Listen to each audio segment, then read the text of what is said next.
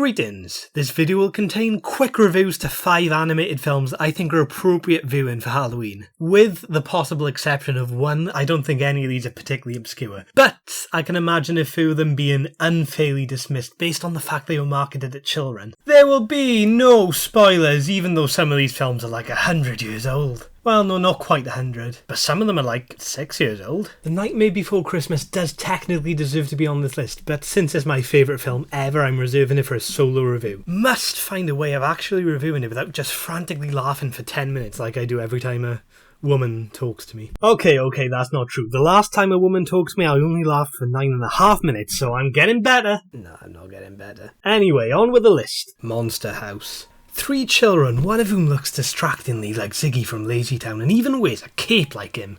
Not saying anyone ripped anyone off, but yeah, someone clearly did. Well, they might have. Investigators sent in the house after the owner is hospitalised. Focused with perfect pacing, genuinely funny dialogue and identifiably relatable characters. Well thought out animation techniques and creative weaponisation of the titular house add a sense of completion. The film enlivens ideas of childish whimsy to create a surprisingly mature feature that ingeniously subverts the bad-tempered loner-stock character to introduce a refreshingly complex, sinister and gripping story.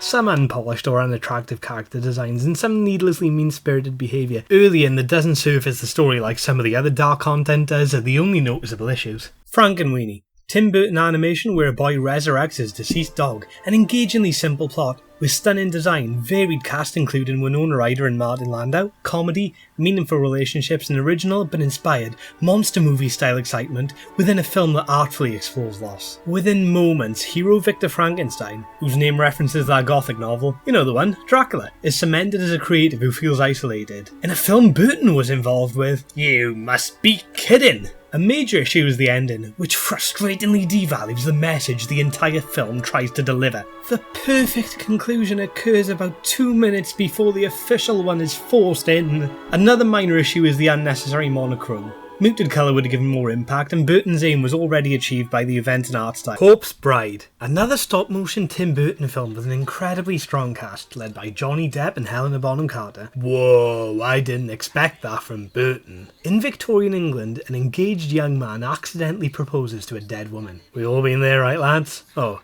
me neither.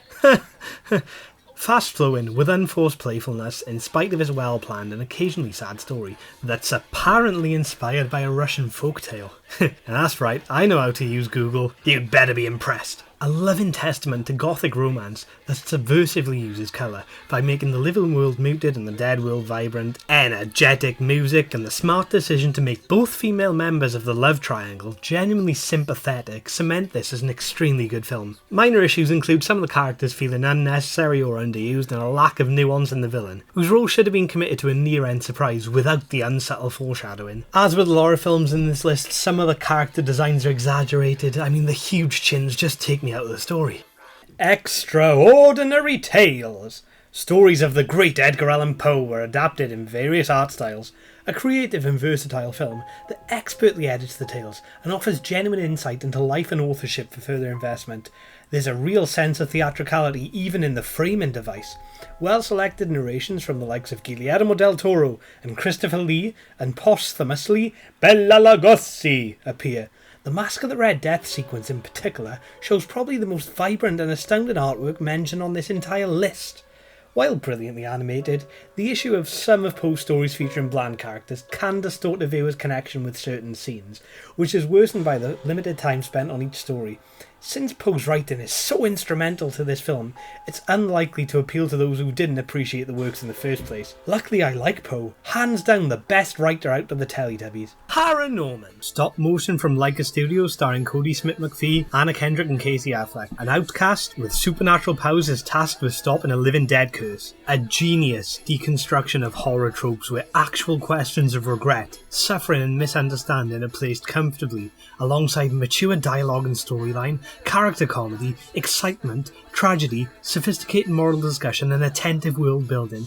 Incredibly moving with extremely valuable lessons. Interestingly, it also commendably introduced an openly gay character, and this was years before the 3-second clip in Beauty and the Beast. Highly recommended. Paranorman, not Beauty and the Beast. The only minor issue is some character models are over-stylized, so their unusual looks can interrupt investment. Some might find them a bit unlikeable. I'm not sorry, so why should I say I am? And the list has ended. If you've got any different animated Halloween recommendations, then feel free to leave them in the comments, and thanks for watching. Hope you got something of value out of this. Although, even if you didn't, you've still given me an extra view now, so I do appreciate that.